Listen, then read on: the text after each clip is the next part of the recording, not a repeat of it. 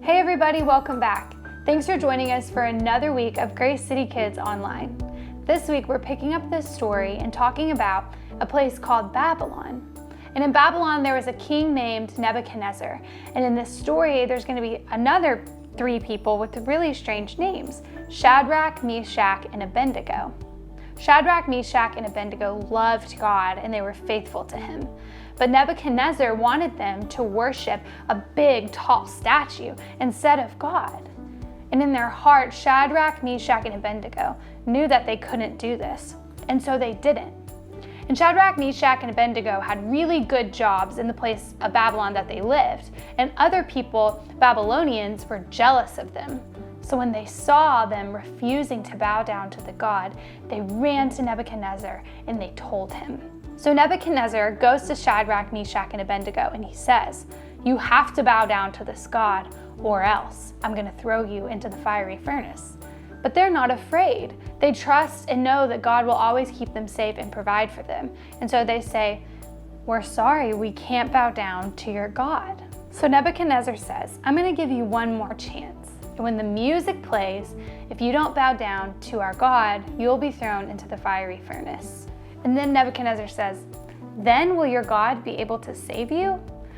So we're going to pick up our story in Daniel chapter 3, verses 16 through 18. Shadrach, Meshach, and Abednego replied to the king, "Nebuchadnezzar, we don't need to give you an answer to this question. If the God we serve exists, then he can rescue us from the furnace of blazing fire, and he can rescue us from the power of you, the king. But even if he does not rescue us, we want you as king to know that we will not serve your gods or worship the gold statue you set up." This reply made Nebuchadnezzar so angry. He ordered that the fiery furnace be turned up 3 times hotter than it normally was. And soldiers bind up Shadrach, Meshach, and Abednego with all of their clothes on and their shoes, which would have caught on fire very easily, and they tossed them into the fiery furnace. But then a strange thing happens. Nebuchadnezzar jumps to his feet and asks his soldiers, "Weren't there only 3 men thrown into the fire? I see 4 walking around in the furnace." These men are untied and unhurt. The fire is not burning them. They're walking around in the furnace like they're just in their living room together. So now we're going to see what happens by reading a little bit more in the book of Daniel, chapter 3, verses 26 through 29.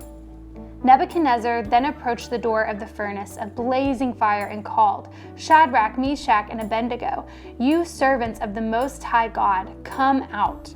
So Shadrach, Meshach, and Abednego came out of the fire. When the satraps, perfect governors, and the king's advisors gathered around, they saw that the fire had no effect on the bodies of these men. Not a hair of their heads was singed, their robes were unaffected, and there was no smell of fire on them.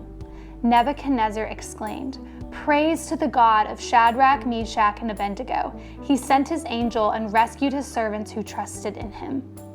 They violated the king's command and risked their lives rather than serve or worship any god except their own God.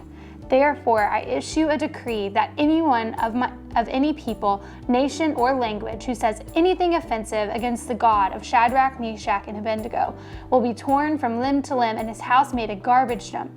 For there is no other God who is able to deliver like this." At that moment, Nebuchadnezzar realized that Shadrach, Meshach, and Abednego were worshiping and believing in a very real God. And an angel had been sent to save them from burning alive in the fiery furnace.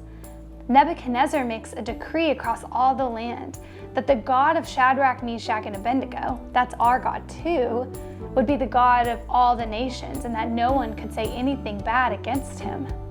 And this story is really cool for us to learn because it's really awesome to see how God saved his people when they were faithful. But it's good for us to also see that God provides and protects us whenever we don't give in to the ways of the world around us.